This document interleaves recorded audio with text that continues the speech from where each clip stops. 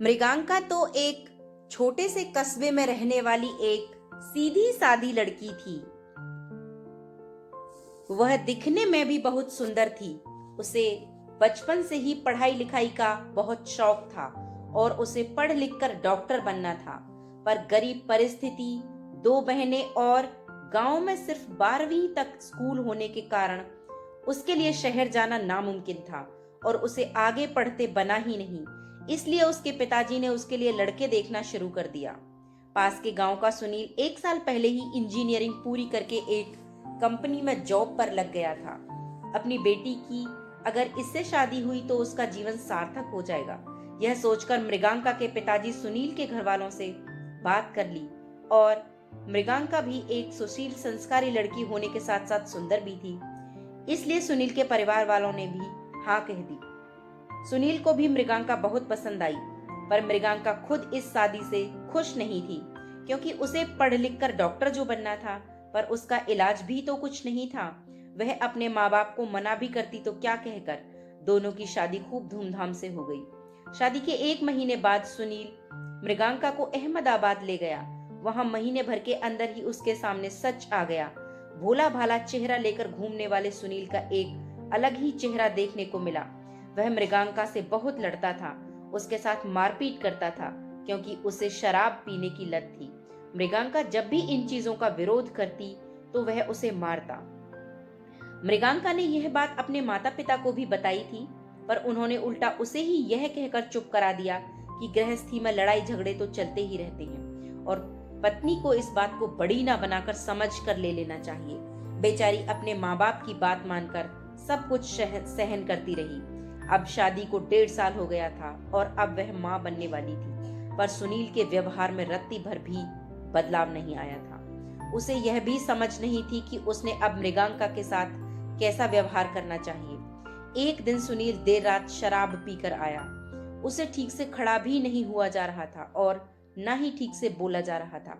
मृगांका उसे समझाने लगी कि बहुत जल्द हमारी जिंदगी में एक बच्चा आने वाला है, हम बहुत जल्द माँ बाप बनने वाले हैं, तुम अब शराब पीना छोड़ दो। यह सब सुनकर सुनील और ज्यादा गुस्से में आ गया और उससे मारपीट करने लगा। उसी दौरान सुनील ने मृगांका को जोर से लात मारी और वह पेट के बल गिर गई। सुनील भी नशे में वहीं गिर पड़ा। मृगांका के रोने की आवाज सुनकर बगल वाले लोग आ गए और उसे उसी हालत में अस्पताल लेकर गए। वहां जाकर डॉक्टर ने बताया कि मृगांका का बच्चा अब नहीं रहा। यह सुनकर मृगांका बहुत रोई, क्योंकि मृगांका की जिंदगी का सबसे बुरा दिन था। दूसरे दिन भी जब सुनील अस्पताल आया तो मृगांका से कहने लगा कि यह सब तुम्हारी ही वजह से हुआ है। ना तुम मुझसे कुछ कहती, ना ही मैं तुम पर हाथ उठाता, और वह काम पर चला गया। लेकिन आज मृगांका ने एक फैसला लिया था कि मुझे अब इंसान के साथ नहीं रहना है, और वही अस्पताल से मृगांका कहीं चली गई। सुनील उसके मायके फोन करता रहा, अस्पताल में पूछताछ करता है, आसपास देखता है, अपने गांव में फोन करके पूछताछ करता है, पर मृगांका का कहीं कोई पता नहीं चला। कुछ दिनों में सुनील ये तक भूल गया कि मेरी शादी भी हुई थी और मेरी एक बीवी भी है। वह अपने जीवन में व्यस्त हो गया और शराब के नशे में पूरी तरह डूब गया था। करीब 6 साल बीत गए थे। अपनी बीवी के साथ उसने बहुत ही बुरा व्यवहार किया था। यह बात सब तरफ फैल गई थी, इसलिए अब उसकी दूसरी शादी भी नहीं हो पा रही थी। एक दिन ऑफिस में बड़ी भागदौड़ और तैयारियां देखकर सुनील ने अपना साथी से पूछा कि आज कुछ खास है क्या? हाँ, अरे तुम्हें नहीं पता सुनील कि आज कंपनी में एक नई मैडम कंपनी की सीईओ के तौर पर ज्वाइन होने वाली हैं? इतना सुनकर वह अपनी जगह बैठ गया। सुनील ने सोचा कि नई मैडम पर अपने काम से अच्छा इंप्रेशन डालने की कोशिश करूंगा। इतने में गाड़ी की आवाज आई और सभी लोग अपनी जगह पर खड़े हो गए। सुनील भी अपनी जगह पर खड़ा हो गया। सभी के हाथों में बुके था। जब गाड़ी का दरवाजा खुला तो सामने वाले व्यक्ति को देखकर सुनील के होश उड़ गए, क्योंकि वह कोई और नहीं बल्कि उसकी पत्नी मृगांका थी। मृगांका को इस पद पर और इस वेशभूषा में देखकर वह हक्का बक्का रह गया था, क्योंकि 6 साल पहले जो औरत उसकी अपनी पत्नी थी, आज वह उसी की सीनियर ऑफिसर होने के साथ साथ कंपनी की सीईओ भी है। सुनील और बाकी के सभी ने सीईओ मैडम को बुके दिया, लेकिन आज सुनील की नजर मात्र मृगांका से हट ही नहीं रही थी। उसने अपने साथी से पूछा कि कौन है यह मैडम? अरे यह मृगांका मैडम है, अपनी नई सीईओ मैडम। सुनील सन रह गया। कुछ देर के लिए तो उसे लगा कि जैसे वह कोई सपना देख रहा है, पर यह सच था। मृगांका के सामने जाने को उसकी हिम्मत ही नहीं हो रही थी। मृगांका ने अगर मुझसे बदला लेना चाहा तो, और मैंने उसके साथ जो भी कुछ किया है उसकी सजा देनी चाहिए तो, फिर मुझे काम पर से निकाल दिया तो, यह सब सोचकर वह अंदर ही अंदर डरा जा रहा था। मृगांका सभी को एक एक कर अपने केबिन में बुला रही थी और उनके बारे में पूछताछ कर रही थी। सुनील का साथी जब बाहर आया तो उसने सुनील से कहा कि मैडम ने तुम्हें अंदर बुलाया है, तो सुनील ने जाने से मना कर दिया। इस पर उसका साथी कहता है कि अगर तुम अंदर नहीं गए तो मैडम तुमको काम से निकाल भी सकती हैं। नौकरी जाने के डर से वह गर्दन नीची करके अंदर कैबिन में चला गया। मृगांका उससे उसका नाम पूछती है तो उसने कहा कि आपको नहीं पता मेरा नाम क्या है। इस पर मृगांका ने कहा कि पता है ना तुम्हारा नाम भी, और तुमने तुम्हारी जिंदगी में जो कुछ किया है वह भी। सुनील डर गया और उसने मृगांका के पैर पकड़ लिए। कहने लगा कि मुझे माफ कर दो मृगांका, मैंने बहुत गलत किया है तुम्हारे साथ। मैंने तो ऐसा गुनाह किया है जिसकी शायद कभी मुझे माफी भी नहीं मिल सकती। मैं तुम्हारे हाथ जोड़ता हूँ, किसी को कुछ बताना मत। मैं नौकरी के बल पर ही जी रहा हूँ। और रोने लगा।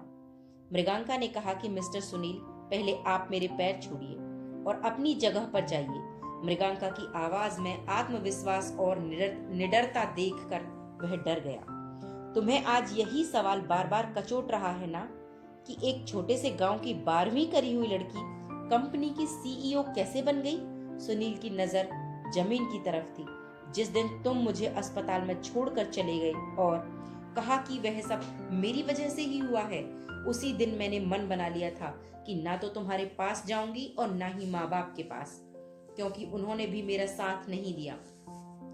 मैं अपनी सहेली जो कि गुड़गांव में रहती है उसके पास चली गई और वहीं से आगे की पढ़ाई की और सोचा कि अगर दुनिया को अपनी कीमत दिखानी है तो जीवन में कामयाब बनना पड़ेगा।